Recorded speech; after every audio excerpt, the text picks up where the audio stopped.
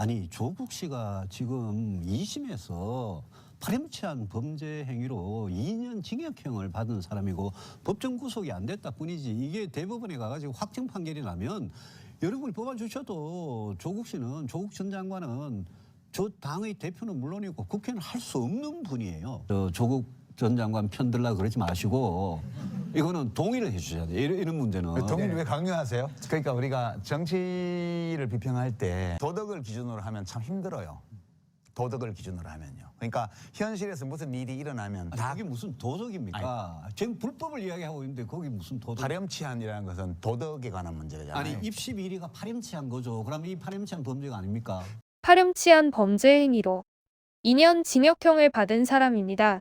이 말은 유승민이 조국을 향해 했던 발언입니다. 설명이 아니었습니다. 의견도 아니었습니다. 판단이었고, 단죄였고, 상대를 정치적으로 완전히 퇴장시키는 말이었습니다. 당시 유승민의 태도는 조금의 여지도 없었습니다. 조국 개인의 문제가 아니라 그 가족 전체를 정치적 자격에서 제외해야 할 대상으로 규정했습니다. 말은 단호했고 기준은 높았고 후퇴는 없었습니다.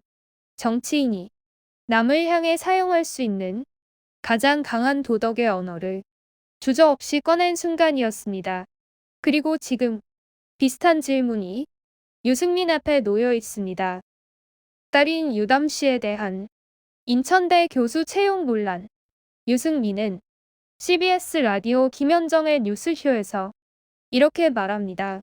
법적으로, 정치적으로, 도의적으로, 학문적으로도 아무 문제가 없습니다. 감사원이 감사를 한다고 그러고 경찰이 수사를 한다고 그러는데 저는 뭐 실컷 해보십시오. 그리고 곧바로 조국을 다시 꺼냅니다. 누구처럼 표창장을 위조하고 사문서 공문서를 위조한 그런 사람과 비교당하는 것 자체가 모욕입니다. 여기서 숫자를 놓고 봐야 합니다. 조국 가족 사건 당시 압수수색은 70차례 이상 진행됐습니다. 집, 사무실, 연구실 하나하나 뒤졌고 수년간 수사가 이어졌습니다. 검찰 수사, 연일 이어진 언론 보도, 정치권의 공개적인 도덕 심판. 그 과정에서 유승민은 가장 앞줄에서 비판의 목소리를 높였습니다. 반면 유담 씨 사건은 어떻습니까? 압수수색 없습니다. 검찰 수사도 없습니다.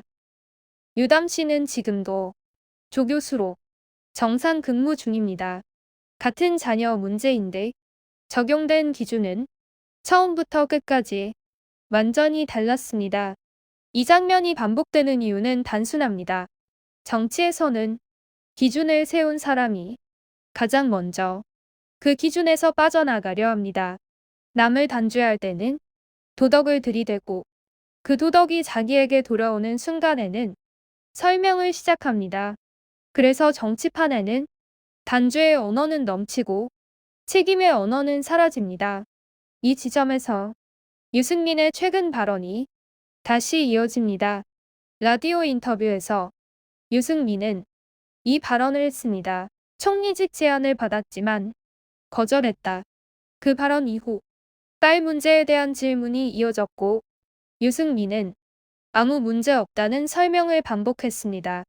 결과적으로 이 인터뷰에서 유승민은 자신의 위치를 먼저 말한 뒤 논란에 대한 설명을 덧붙이는 구도를 만들었습니다. 그래서 이 발언은 단순한 해명이라기보다는 나는 아직도 정치의 한가운데에 있는 사람이다. 그 메시지를 함께 남기는 말로 읽힐 수밖에 없습니다. 이건 유승민 대 조국의 문제가 아닙니다. 유승민 대 유승민의 문제입니다. 과거의 유승민이 남에게 들이댔던 기준을 지금의 유승민은 자기 자신에게도 적용하고 있는가? 정치에서 말은 사라지지 않습니다. 기록으로 남고 언젠가 반드시 말한 사람에게 되돌아옵니다. 그리고 그 말이 어디까지 책임으로 이어지는지 정치데스크는 그 다음 장면까지 지켜보겠습니다.